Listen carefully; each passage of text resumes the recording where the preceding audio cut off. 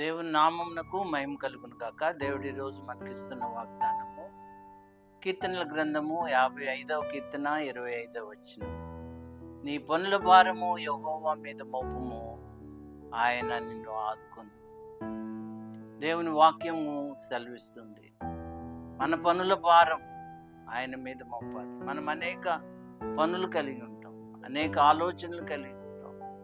ఏవో సాధించాలి, ముందుకు వెళ్ళాలి, ఉద్యోగం సంపాదించుకోవాలి, వ్యాపారం చేయాలి, రకరకాలైన ఉద్దేశాలు.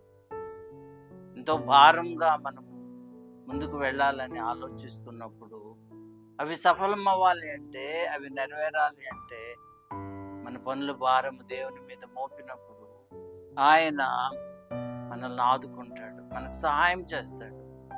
అవి తేలికగా మనము ముగించుకోవటానికి, అవి సులభముగా మనము నెరవేర్చుకోవటానికి దేవుడు సహాయం చేస్తాడు. కాబట్టి దేవుని వాక్యం సెలవిస్తున్న ప్రకారము మన పనుల భారము ఆయన మీద మోపుతాం.